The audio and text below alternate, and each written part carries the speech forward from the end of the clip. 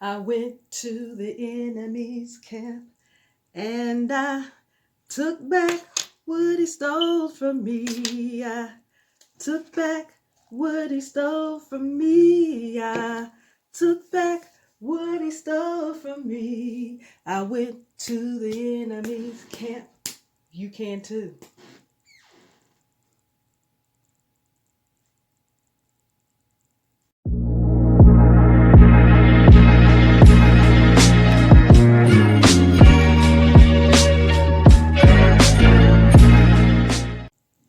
Peace and blessings, everyone. This is Elegant Granny, your restoration strategist and creator and host of the Proactive Eye podcast. On the podcast, we talk about topics such as intimate partner violence, which is known as domestic violence. We talk about child abuse, sexual violence, sexual assault. We also talk about suicide prevention as it relates to abuse. As a restoration strategist, I support victims and survivors of abuse as they work on healthier lifestyles once they transition out of that relationship.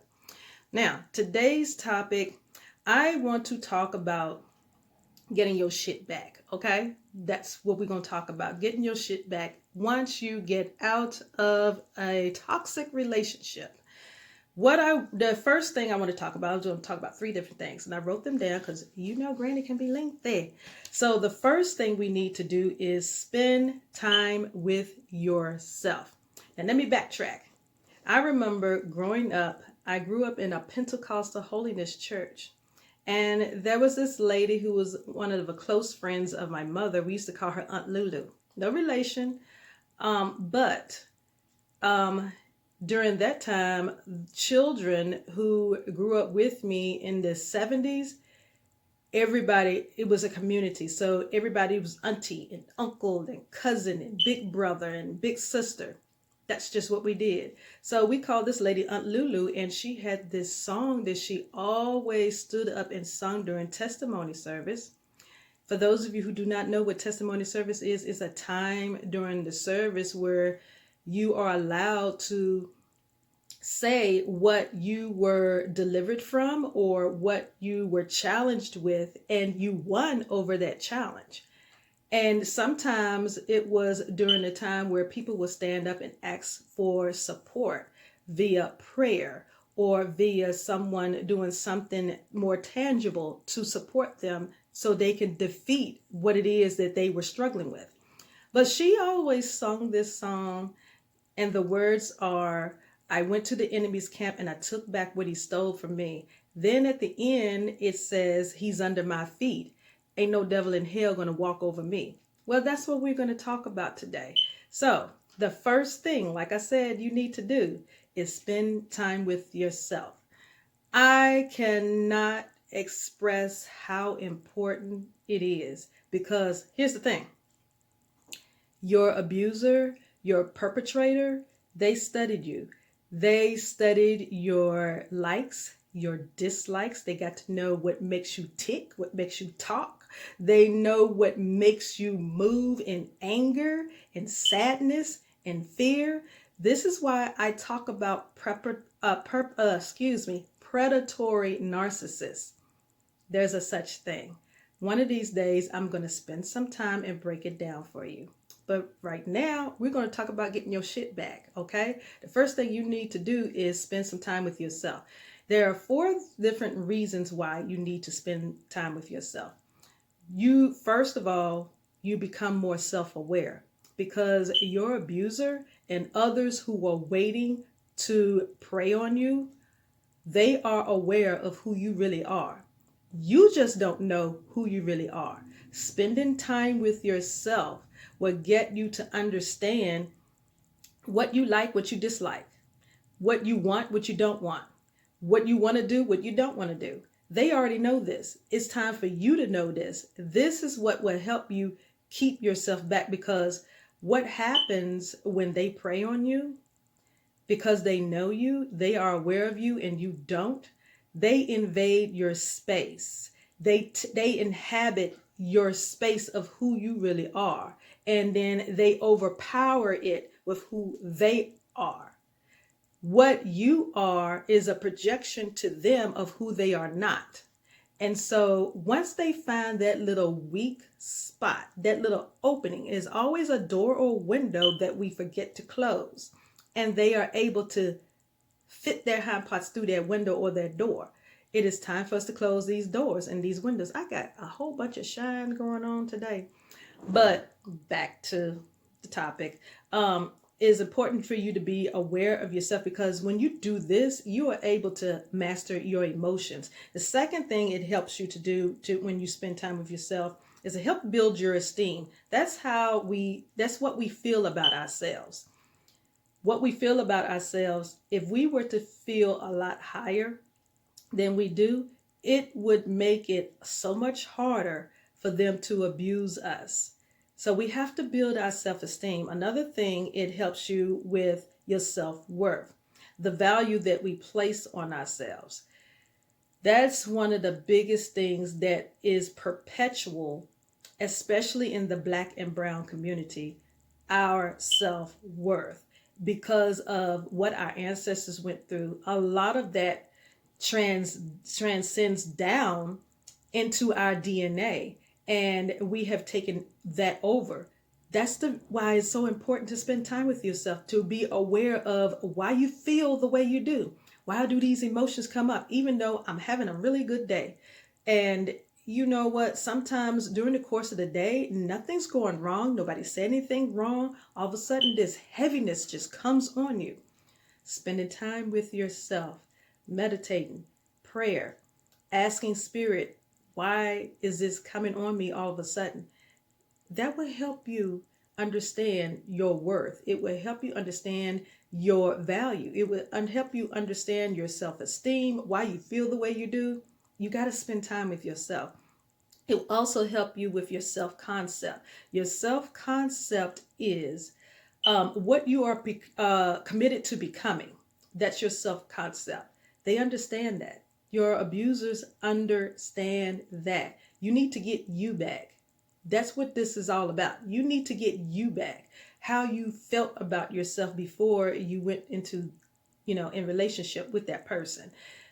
Sometimes we didn't have a great concept of who we are. They do.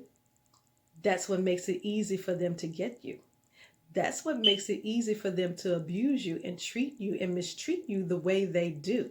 So we have to win and go back into the camp and take ourselves back. We got to take our shit back. Now, the second thing I want to talk about is our self-value. This, going back to the enemy's camp and taking back what they stole from us, what needs to happen is that price tag that they saw on us when they came and we allowed them to venture us. We need to take that price tag back, and we need to add some more value to it, because there is a lot of value to us. When there is higher value to you, it makes it so much harder for them to get to you.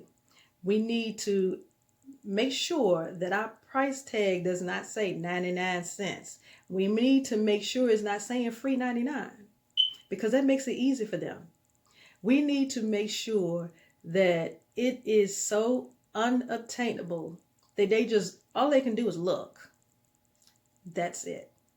All they can do is just look. We need to raise our value. Spending time with yourself will help you to do that. Okay, now, the third thing I want to say is we need to take out pen and paper. I am famous for that. I got a big pad, a thick pad right here. I got a thick pad right here. I got plenty of pens.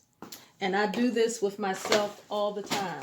It is important that we list all of the negative forces that invade us, that we deal with.